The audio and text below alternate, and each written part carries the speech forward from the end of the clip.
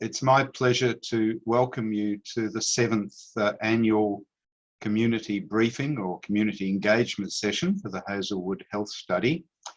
At the outset, I would like to acknowledge that we are meeting here today on the traditional land of the Bri-Akalung people of the Gunai-Kurnai Nation and pay respects to their elders present, past and emerging. And I would also like to acknowledge any other elders present with us today.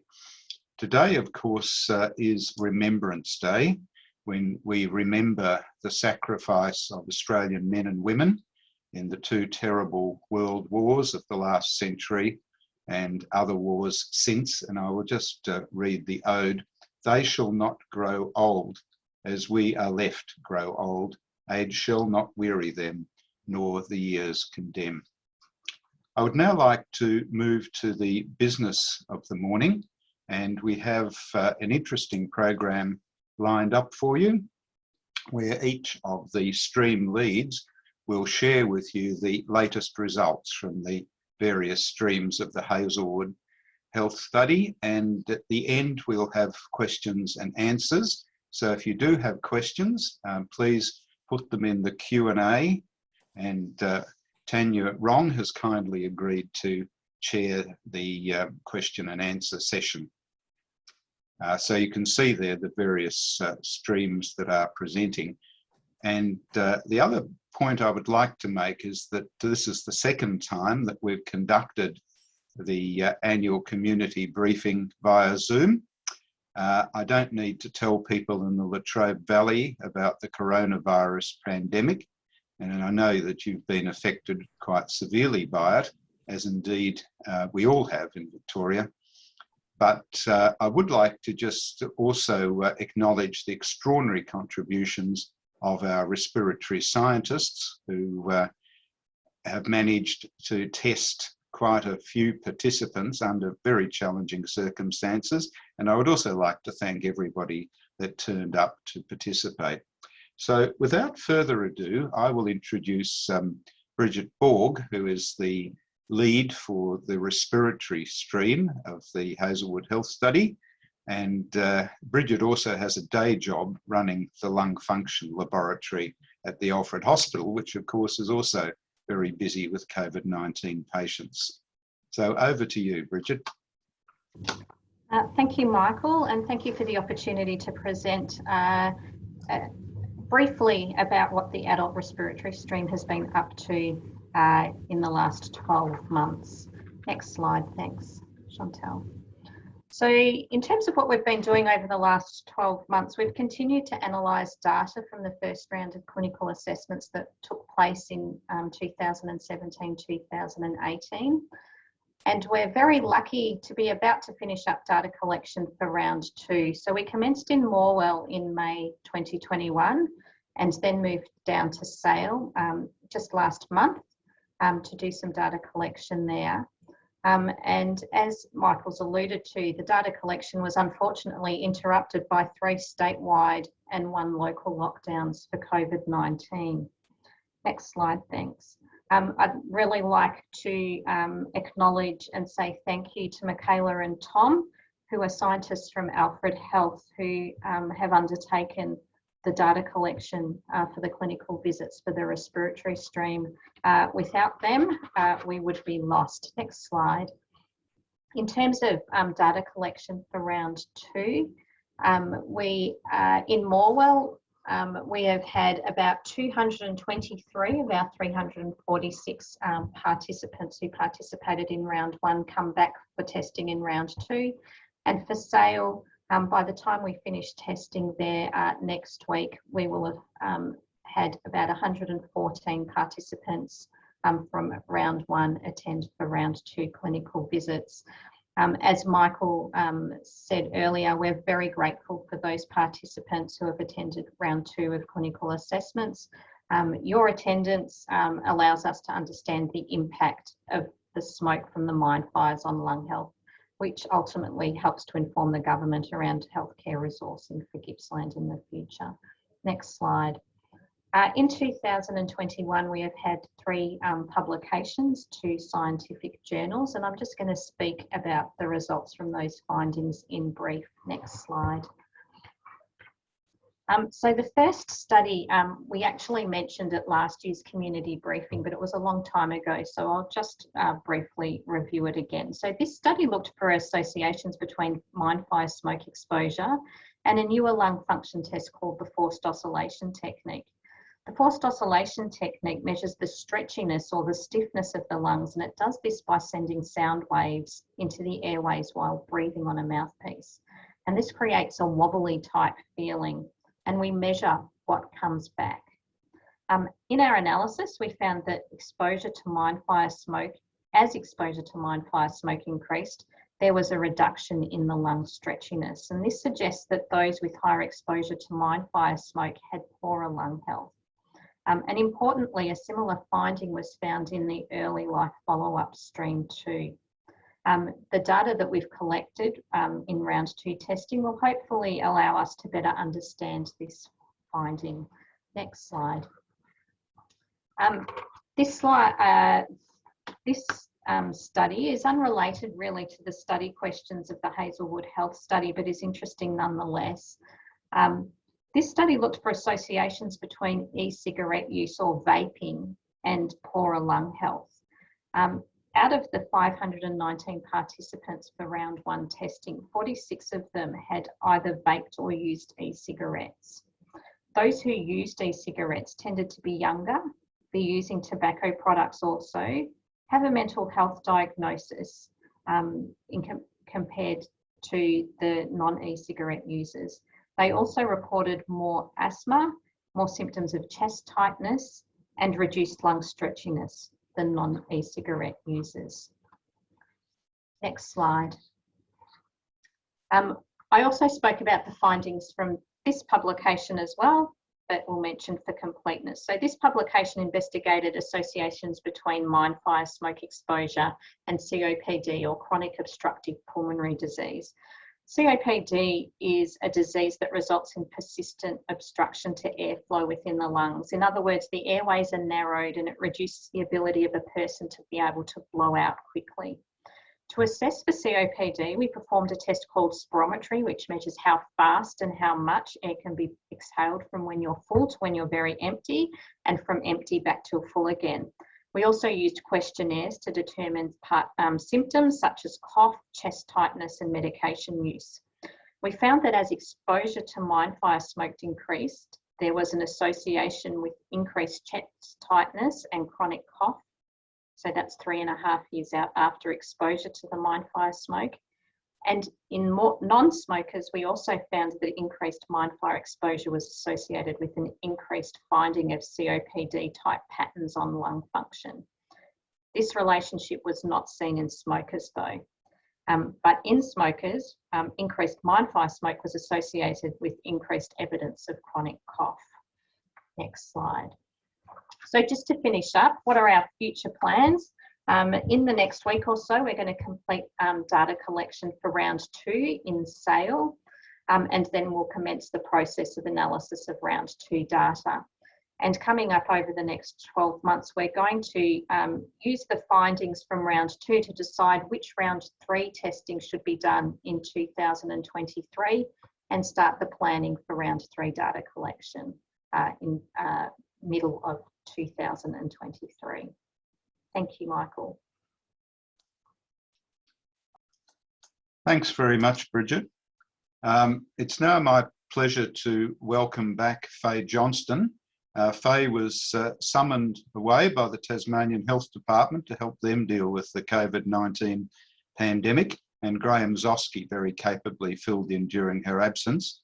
But Faye is from the Menzies Institute, University of Tasmania, and she will now share with us the latest findings from the early life follow-up stream. Over to you, Faye.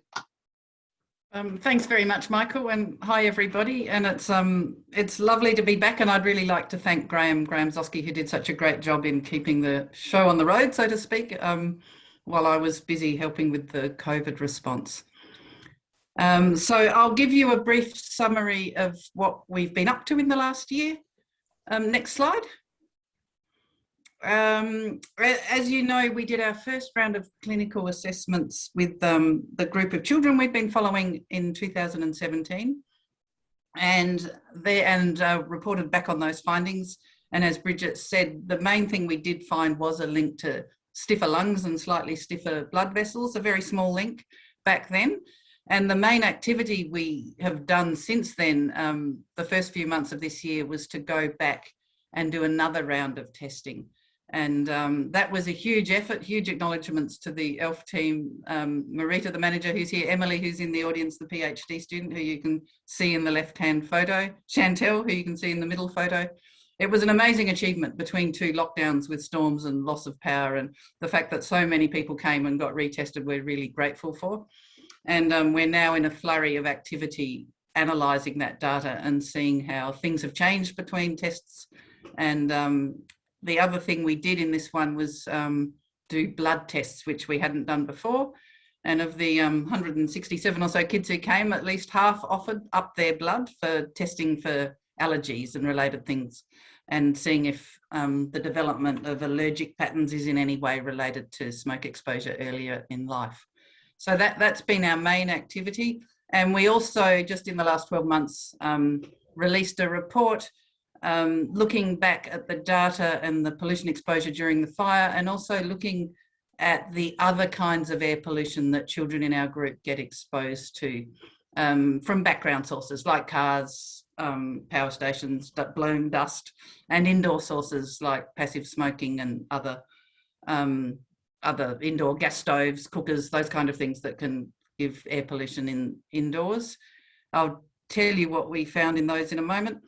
Sadly, it's great we send out a newsletter. That was our other activity, but normally we have an annual get-together in a big play gym where we can interact with everybody and on a yearly basis, but COVID's put a stop to that. So sadly, our engagement has been reduced to newsletters rather than a bit more face-to-face interaction, but we hope to change that soon. Next slide, please. So the findings just in the last year, Emily, because we couldn't do the clinics a year ago when we planned, Emily did another analysis, not directly looking at relationships with exposure to mine fire smoke, but just looking at relationships between how the heart and the lungs develop. And it's known that stiffness and other aspects of the development are closely related in adults, but nobody'd ever looked in children as young as our group before. And in fact, Emily found that even at a very young age, you know, the age of 2 or so, there are links, regardless of other environmental exposures. The development of the heart system and the lung system seem to move together. The other, and I'll move on, I won't go into too much details on this. The other thing we analysed in detail, as well as background pollution, was comparing the pollution during the mine fire and what the exposure, how much travel on weekends, travel in and out of the valley during the fire changed participants' exposure during the time of the fire. We collected a lot of detail on that at the time, and because we couldn't do our clinics, it gave us a good opportunity to look through all the data we had. And basically we learned that people were very good at avoiding the really extreme days. So if you took into account activity patterns, extreme exposure was lower, but the actual average exposure for the entire period was not influenced by travel patterns at all. So that tells us people did avoid the extremes, but the smoke did go on, and the regular everyday exposures did add up, and it's the average over the whole time period is one of the things that's been most significantly associated with some of our findings. So there was a lesson for me in seeing that data, in that it's good to avoid the extreme exposures, but it's actually also important to, particularly where smoke events go on, like we're seeing with Black Summer and everyday exposures, it's important to try and reduce exposure at every opportunity, because day-to-day exposures do add up. And often it's easier to avoid a lower exposure than a more extreme exposure. So it's worth doing when you can. That was the message from that one. Interestingly, background exposure from traffic is worse in many parts of Melbourne than it is in the Latrobe Valley. On average, background exposure to air pollution was pretty similar in the Latrobe Valley compared to the rest of Victoria. But indoor sources of air pollution tended to be higher. And that was more related to higher rates of cigarette smoking and a higher use of unflued gas heaters. Next slide, please. Okay, so our future plans, as I've mentioned, we're beavering away analysing the data that we collected earlier in the year. We've got a planned collaboration with the psychological impact stream, and I think you'll hear a bit more about that later. Our next clinical follow-up is planned for 2023, and we'll do a similar range of tests that we did this time around. And we've got a lot of data linkage coming up. Looking at a whole lot of things. We've been evaluating, Miriam and other PhD students been looking at presentations to hospital for infections and other reasons. And we'll be linking to measures of education and childhood development collected through schools as well. That's the next cab off the rank for the data linkage studies. Thank you. And I think that might be it from me. Thanks very much, Faye. Can I remind people, if you have any questions, please put them into the Q&A and then we'll attempt to answer those at the end. Next, it's my pleasure to introduce my colleague Yuming Guo from our school. Yuming heads the Hazelinks stream, which, as you'll hear, is all about linking with routinely collected health data. Over to you, Yuming. Thank you, Michael. Hi, everyone. It's nice to meet you and you give some update for the Hazelinks. Next, please. Let's maybe just give you some brief introduction for the Hazelinks. And we are responsible to do the exposure assessment for COVID-19 related PM5 during the COVID period. And we link this exposure data to the routinely collected health data and the health survey data. The next place. Since the last annual briefing, we have already done a lot of work to, to link the daily variation of a COVID related to PM5 and the daily hospital admission, emergency department visits, mortality, and some other health outcomes that has already been done. And for the last year, we mainly focus on the identified linkage. So what is the identified linkage? This is based on the health survey cohort. We have the data from the health survey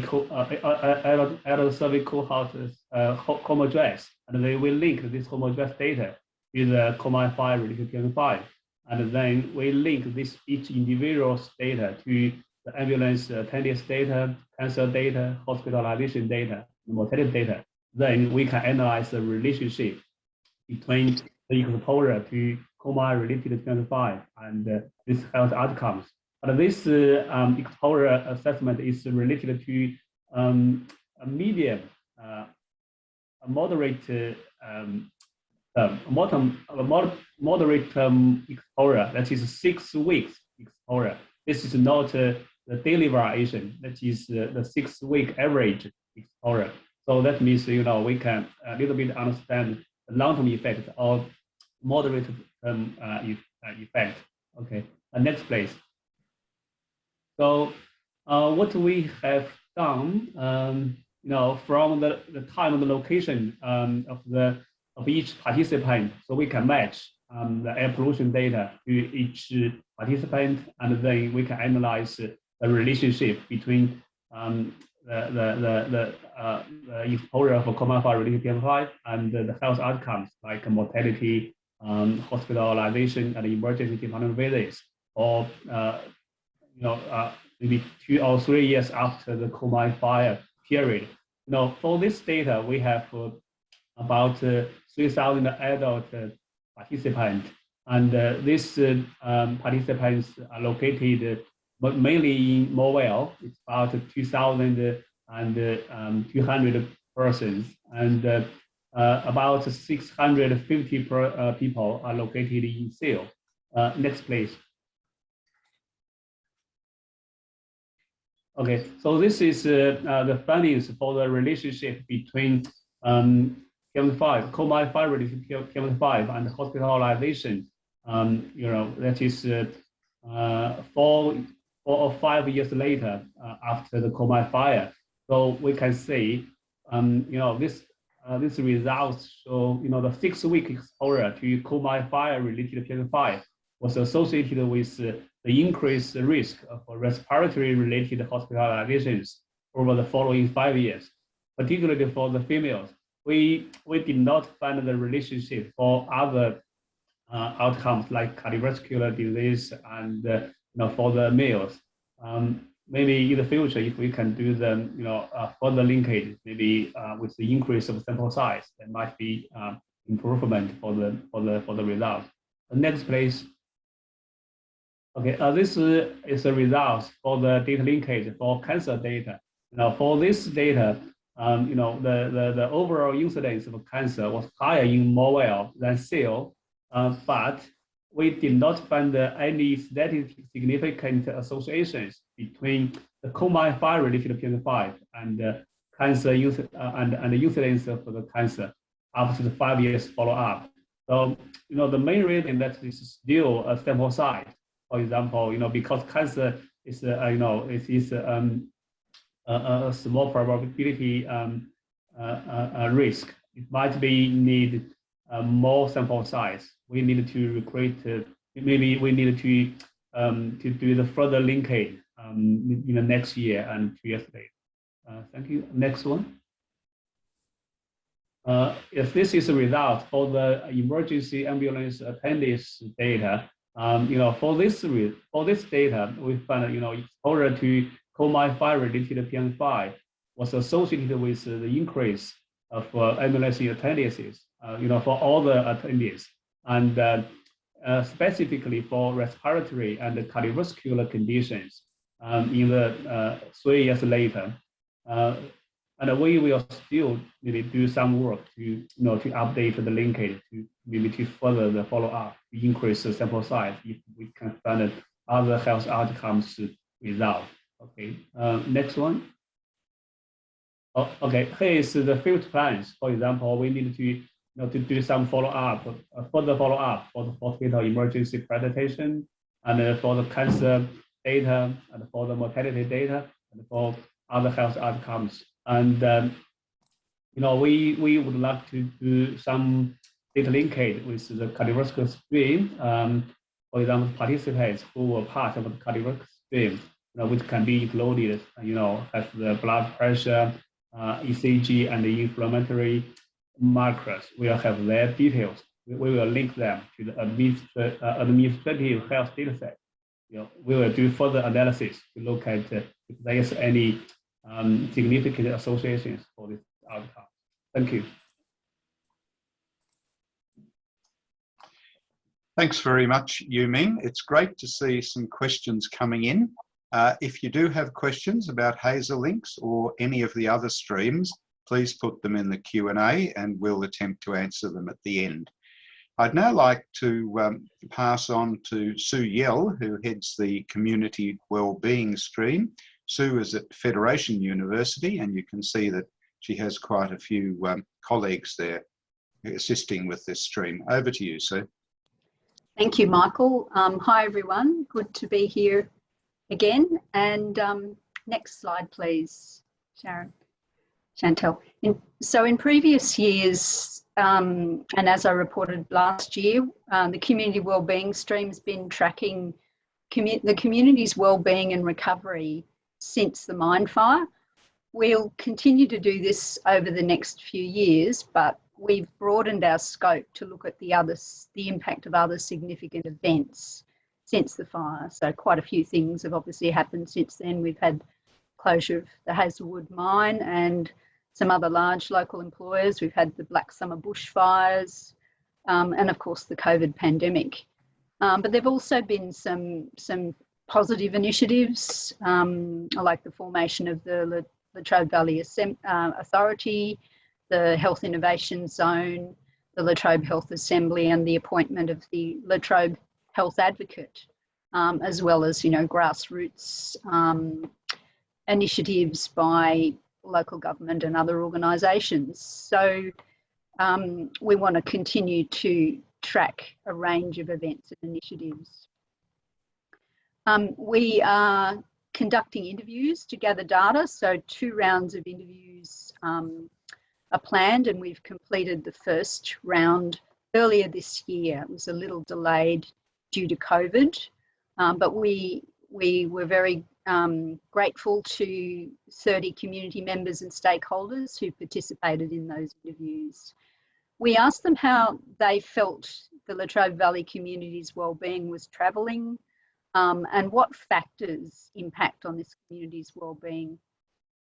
We also asked about their individual sense of wellbeing, and that was in order to gather some data for the Psych Impact stream to address their research questions. A major new activity that I mentioned around this time last year in our last year's briefing is the Community Wellbeing Barometer. And the aim of the barometer is to capture changes in community wellbeing and how the community is impacted by significant events. Next slide, please. So this is depicts where our thinking is at with the barometer. The team's identified the 5 broad areas you can see in the centre that impact on community wellbeing: health, the economy, the environment, services and infrastructure, and social connections. And we've broken these down into some related themes. We showed a diagram of the barometer to our interviewees and asked them to comment on those domains and themes, and just to tell us whether they thought that model captured the factors that most impact on the wellbeing of this community. And one of the things that our interviewees pointed out is that the 5 domains are very interconnected, which is why we're depicting them in this kind of circle format. But yeah, there's a lot of interconnections. So the environment, of course, impacts on health, but also on social connections, where people feel that, you know, there are environmental spaces, green spaces that encourage people to get out and connect with one another. Employment status impacts on mental health, and physical and mental health are deeply connected to one another. Next slide, please. These are some more insights gained from our first round interviews. We're obviously still doing a complete analysis of that. The social connections domain was seen as the most important of all the domains for community wellbeing. Certainly major events had both positive and negative impacts on connectedness, because when they occur, they often limit opportunities for people to gather during the event, but they also trigger strengthened bonds as people support one another through recovery. And the environment domain is a pretty interesting one for this community. There's a pretty complicated relationship with community wellbeing. Some environmental issues are seen as the catalyst for community members coming together to address those issues and lobby for change.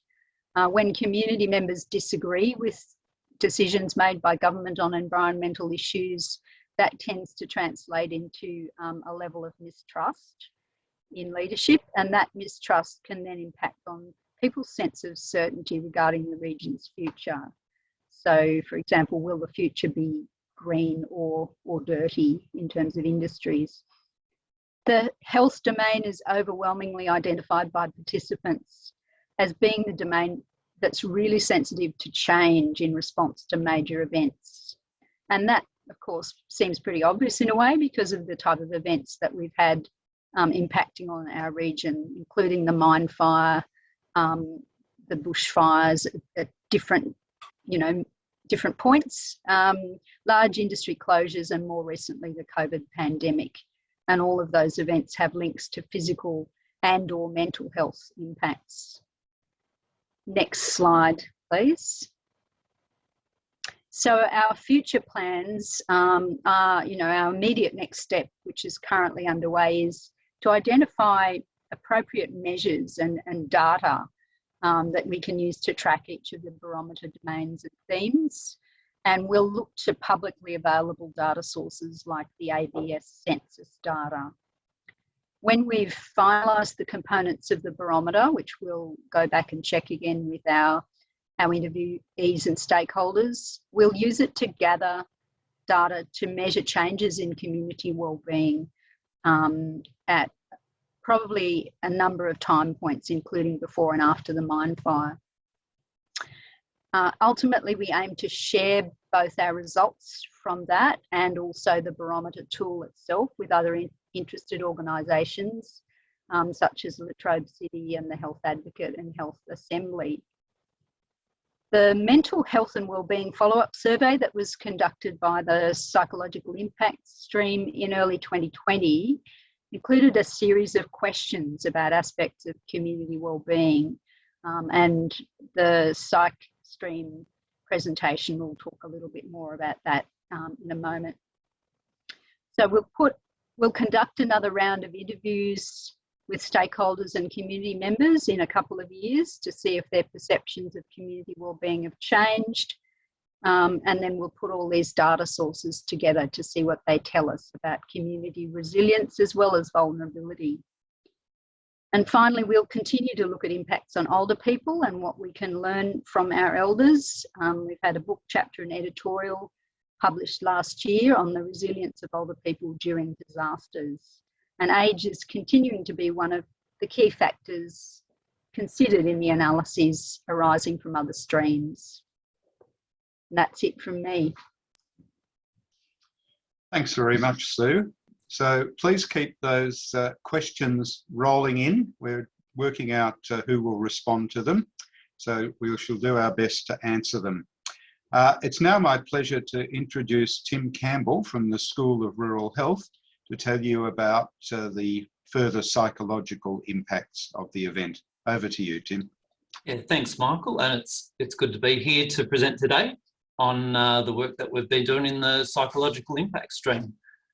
So last year has been a busy and productive time in the stream, with a number of research works progressing and some important findings also coming out of that work.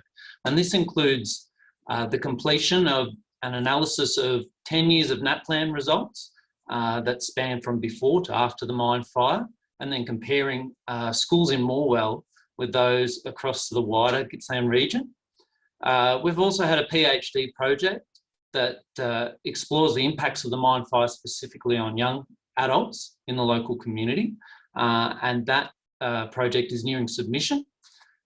We've had a collaboration with the Hazelinks research stream, which investigated administrative reports, again spanning before, during, and after the mine fire, of ambulance attendances, emergency department presentations, and hospitalisations for mental health concerns specifically. And we've been working on a number of analyses stemming from the follow-up survey we conducted early last year with people who previously participated in the adult survey in 2016.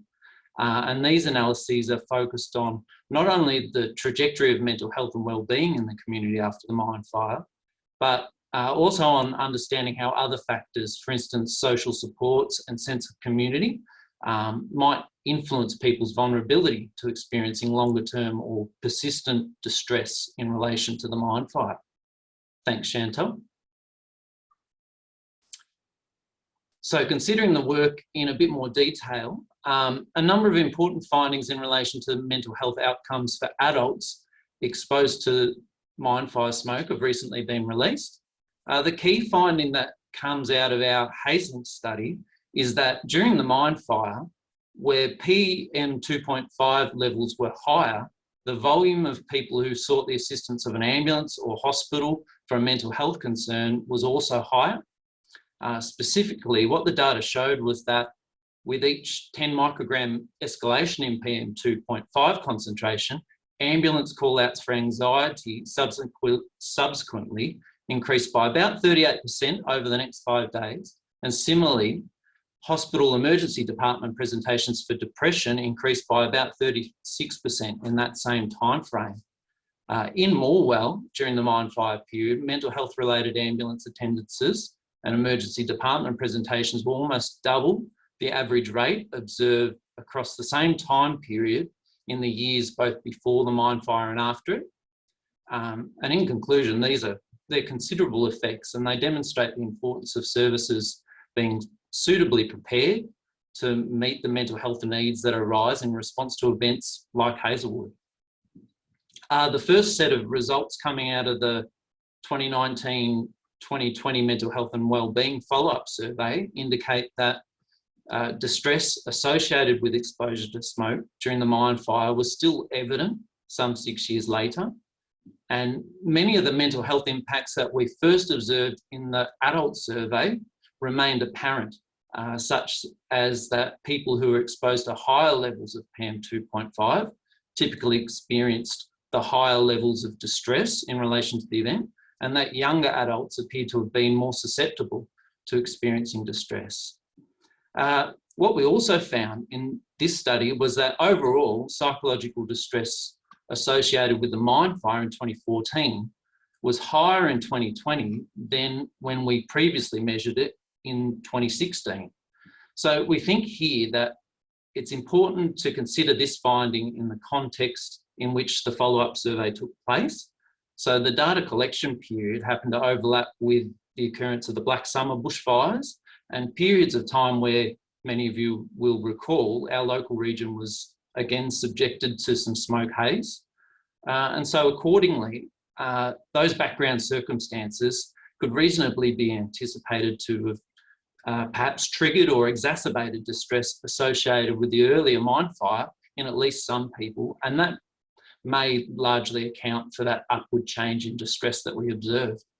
But nevertheless, it's an interesting finding because it perhaps reveals a sensitivity that now exists in the community.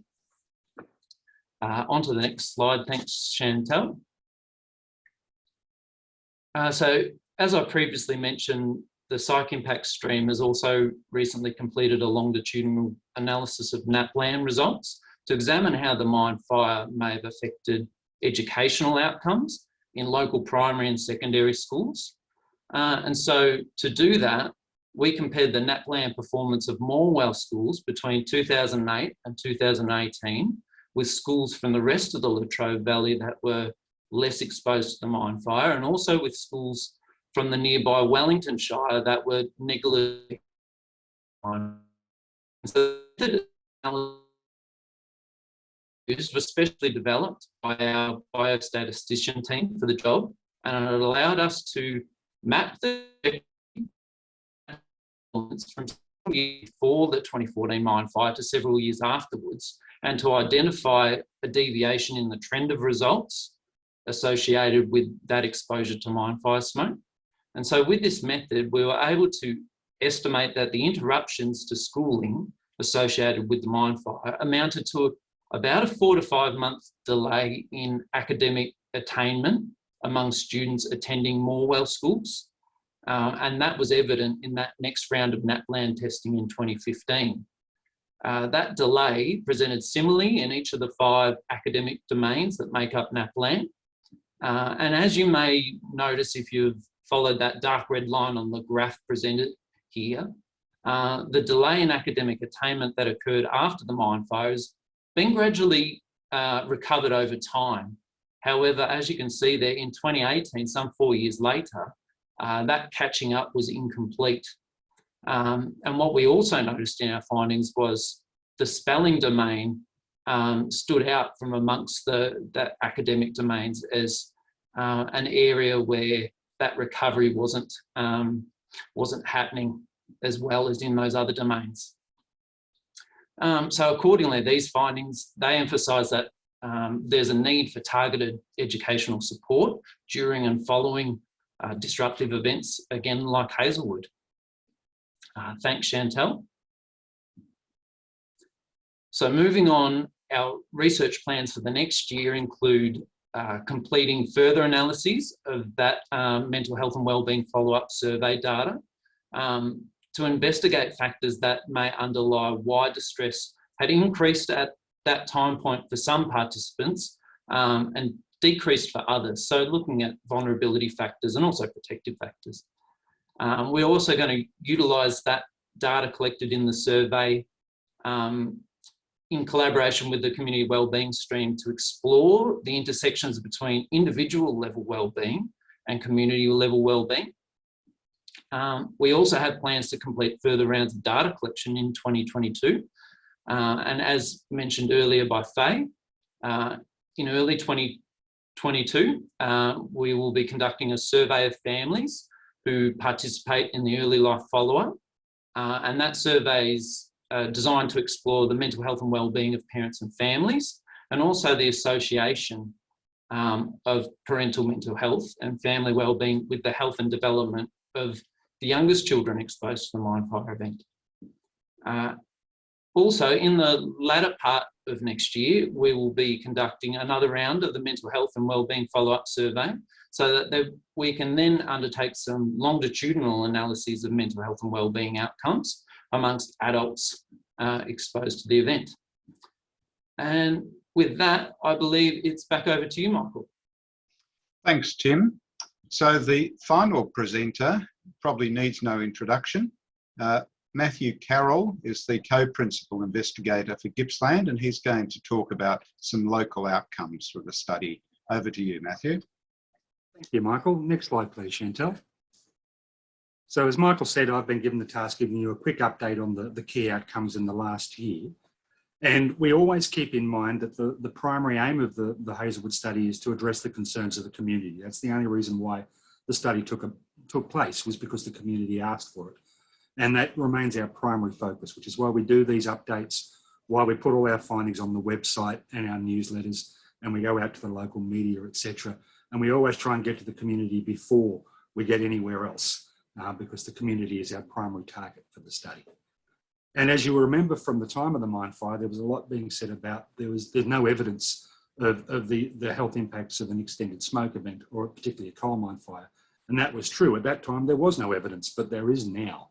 And we've done a lot of work looking at the short and long-term impacts, and we're releasing findings on both short and long-term as we roll. So as we've seen today, we found a short-term increase in ambulance and hospital services for mental health related concerns during the mine fire. We found long-term impacts, including the event-related distress that Tim talked about, particularly in younger people, which was 6 years after the mine fire event.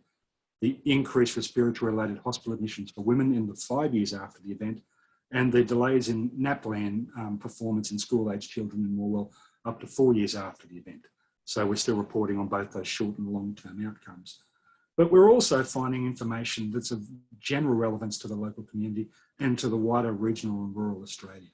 So as we saw today, we found interesting findings about e-cigarette use, including increased asthma symptoms and abnormal lung mechanics in users, but also about the factors that may predispose people to taking up e-cigarettes, such as younger age and mental health conditions. And that's really important information that can be used in public health messaging locally and elsewhere about the take-up of e-cigarettes and the possible consequences. So that's really important findings. We've also mentioned that there was some evidence of increased cancer incidence in the Latrobe Valley, and that warrants further investigation, obviously much more investigation about what any Hazelwood link might be in the future years. So there's work to do there. And as we mentioned last time, some of the data that came out of the cardiovascular stream on local food preference informed the development of a local healthy eating initiative, My Food Swap. That's now been put up as a grant proposal, which has been taken up by the Latrobe Health Assembly. And there's considerable work taking now over the next couple of years to actually try and improve the food preferences for locals. So that's a really important public health message. And it's a really good example of how we're looking to work more closely with the Assembly and the Advocate and with the local health services and everybody else to try and ensure that the findings from the study are taken up locally and more globally for the benefit of all of us. And that's really, I think, a perfect opportunity to hand over to Tanya now as the chair of the Latrobe Health Assembly to handle the Q&A. So if you can please ask us some more questions, we'll be able to answer them as we roll. Over to you, Tanya. Next slide, please. Thank you, Matthew. And that's lovely pictures you've got of us there. Thank you. So we do have a panel representatives from the Hazelwood Health Study, but also we have Jane Anderson, our Latrobe Health Advocate, joining us, as well as Ellen Jane Brown, our Executive Officer. So I will kick off on the questions because we have limited time, but I do encourage you to please send us some more questions, knowing that we've got some more people on the panel. Are you opening up the screen to see the panel members, or just direct as we go? Chantel, you can probably just stop sharing screen. Well, we'll start off with the first question, and Carolyn sent a question to us, which is great, thank you. And the question was, has there been any drop-off of participants in either the adult or the ELF studies, and what's been done to address this? And Jill, I will direct that question to you. Thank you. I'm not sure if anybody can see me because I can't see myself, but that's okay. Yes, so we definitely saw a drop-off in recruitment relative to what we had hoped in the last year. We did anticipate quite a bit of difficulty with recruitment in the middle of a pandemic. If you consider that many people have not wanted to leave their homes, you know, in the last year and a half for any reason that was unnecessary.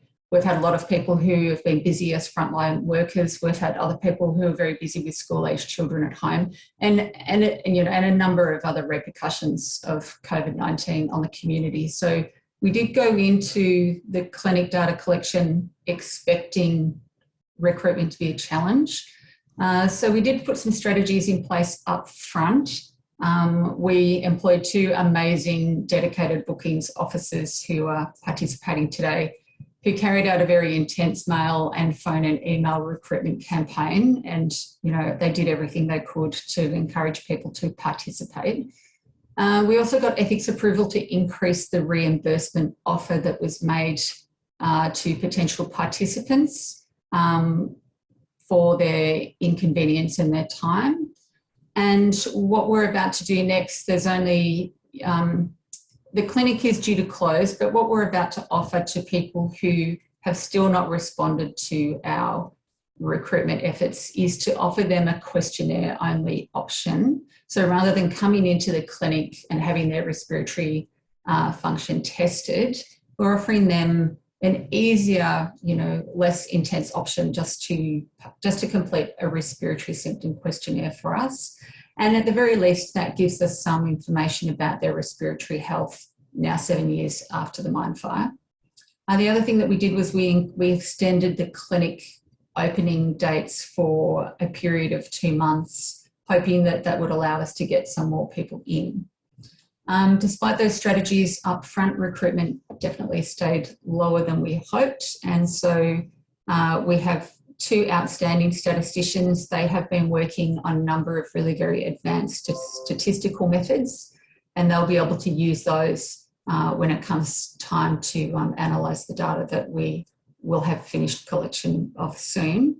And the other thing worth mentioning is right at the beginning of the Hazelwood Health Study, the project plan didn't include any of the large extractions of administrative health data sets. So those extractions have been added to the protocol in recent years, and that has included, you know, data on thousands of local residents, things like hospital data, ambulance data, and Medicare data. And so all of that we're able to look at now, in addition to the information that's been provided by people who have participated in our surveys and our clinics. We've done our best. It's just a situation where, you know, COVID has kind of put a bit of a spanner in the works, and it's not uncommon for studies to be experiencing some attrition. You know, we're now 7 years after the mine fire, so people have other priorities. Yeah, thank you, Jill. That's a great response, and I think covered. Don't know if there's anybody else that would like to add anything. Faye, was there something you would like to add? I think, Jill, for the ELF study and the young kids, Jill covered all the points. We similarly worked hard, and reimbursements and clinics on weekends and clinics in the evenings and so forth. But we also structured the study from the beginning so that physically turning up wasn't the only requirement to participate, and a lot of families gave permission to link to their hospital records, and we're linking in with those every few years.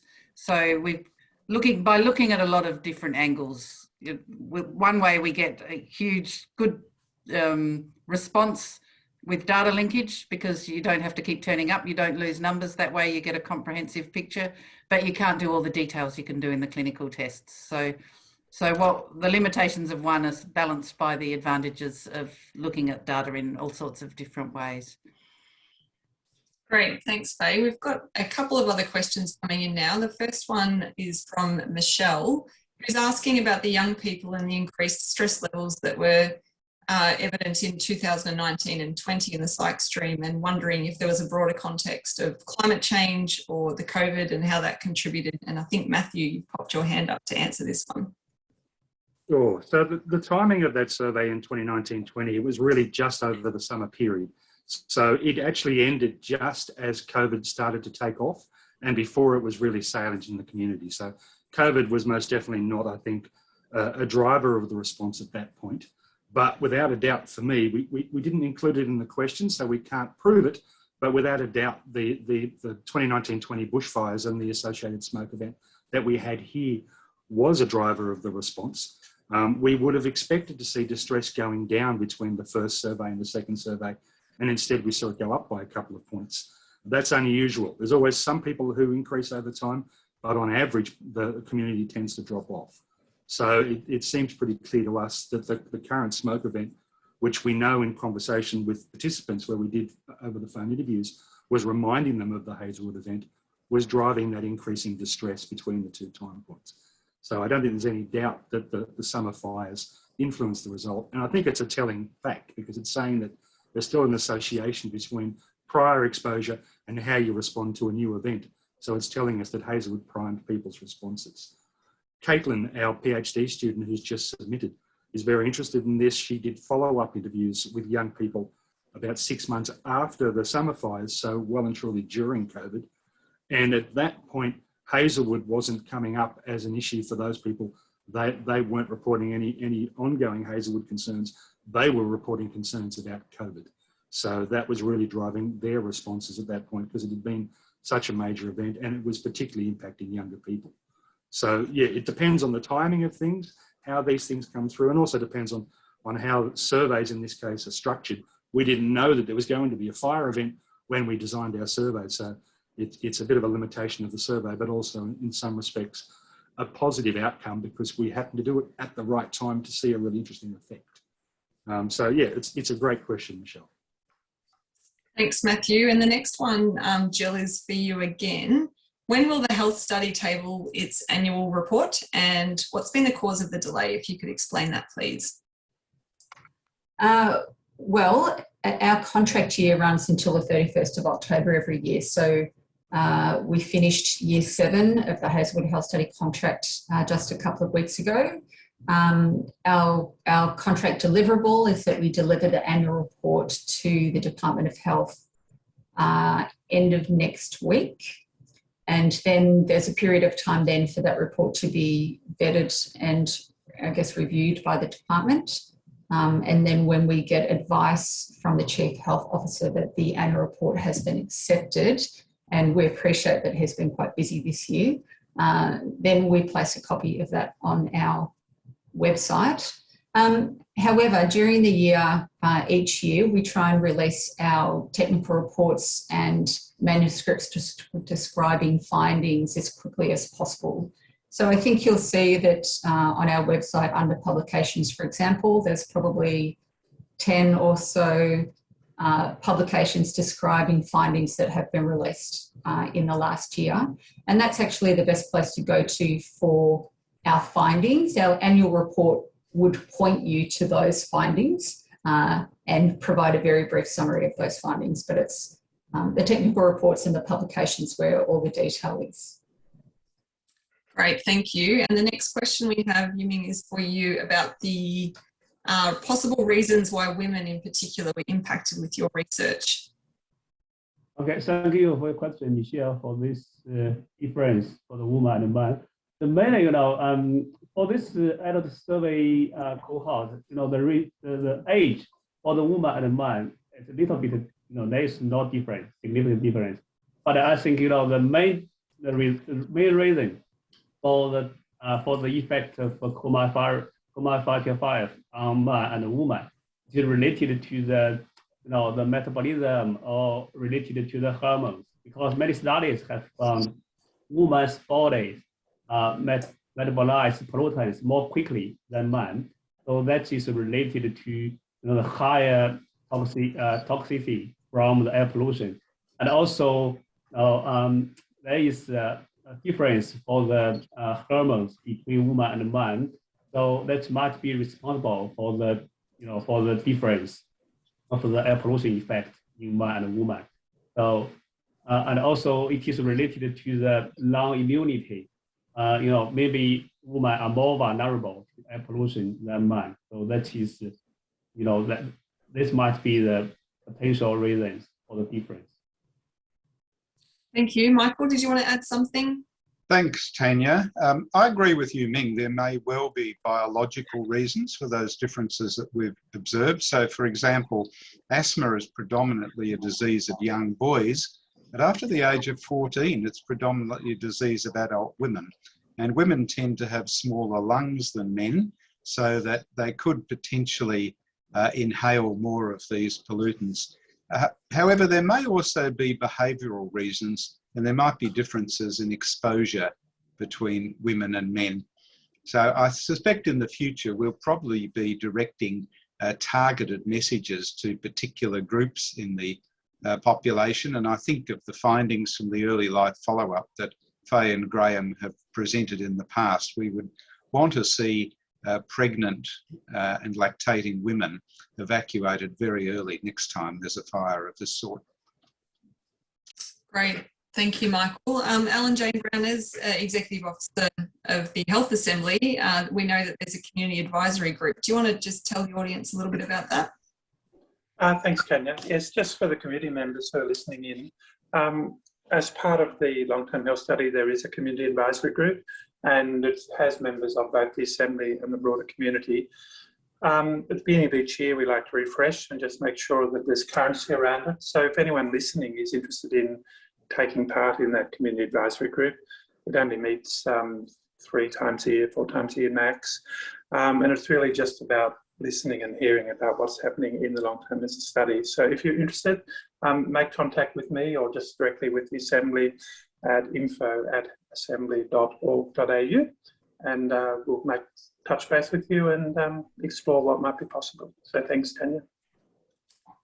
Thank you. And I think maybe just very quickly, Jane, as the health advocate, is in any reflections that you can share just what you've heard today and what you're thinking going forward? Yeah, thanks very much, Tanya. Probably the first thing I would say is that it's incredibly valuable, the work that's occurring through the Hazelwood Health Study. And to some degree, what we're seeing from the research is that it is acknowledging people's experience at the time of the mine fire and is validating the concerns that they were raising. It's also really pleasing to see how the study has adapted to the current context with the impacts of mine closures, the impacts of COVID and other fire events. So it's staying current and providing us some really important information. And I think the onus is now on us now and continuing into the future around how do we use this information? How is it used to prevent the health impacts of any similar events or smoke-related events into the future? I think there's also, how are we going to use the wellbeing barometer in the health innovation zone? That's really important to us. And the other thing that is in my mind is how do we use the research from here to influence the sort of developments that are being proposed into La Trobe and using the findings from this work. So I just think it's great work and we need to make sure that we take on board the onus to utilise the information. Thanks, Jane. And with that, I'll hand back over to you, Michael. Thanks a lot, Tanya. Well, I think there's not much more to be said. We've run pretty much to time, so congratulations to all presenters.